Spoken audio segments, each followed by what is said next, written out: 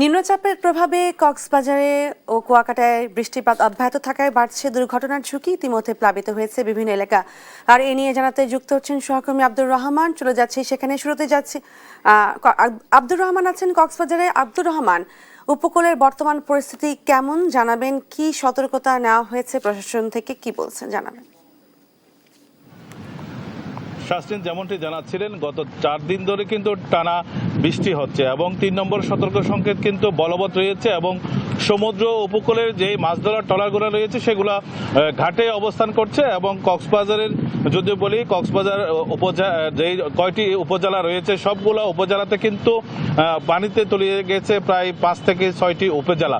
বিশেষ করে টেকনাফ, কুতুবদিয়া, চকরিয়া এবং পেকুয়ার নির্মাঞ্চল কিন্তু পানিতে তলিয়ে গেছে গতকাল থেকে। এবং এইবারের আবহাওয়াবিদ জানিয়েছে সর্বোচ্চ পরিমাণ বৃষ্টি রেকর্ড হয়েছে প্রায় 300 মিলিমিটারের কাছাকাছি এবং গত 24 ঘন্টায় সেটি প্রায় 80 মিলিমিটার পর্যন্ত বৃষ্টি রেকর্ড হয়েছে বলে জানিয়েছে। এবং এই ধরনের বৃষ্টিপাত আগামী 2-3 দিন থাকবে বলে জানিয়েছে আবহাওয়া অফিস। এবং এর ফলে কিন্তু জানেন শাসনি, গত 4 দিনে প্রায় 13 জন মানুষ মৃত্যুবরণ করেছে পাহাড় ধস এবং পানিতে বেশি। বিশেষ করে কক্সবাজারের রোহিঙ্গা ক্যাম্পের অবস্থা খুবই ভয়াবহ। ওখানে প্রায় 9 জন মৃত্যুবরণ করেছে এবং কক্সবাজারের উকিয়াতে 1 জন এবং কক্সবাজার সদরে 2 জন।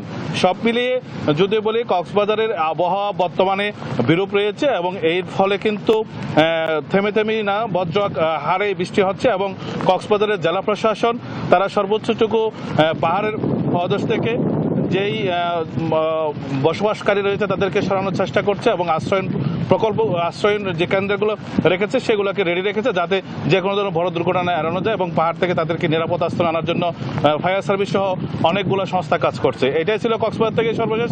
সাসলিন।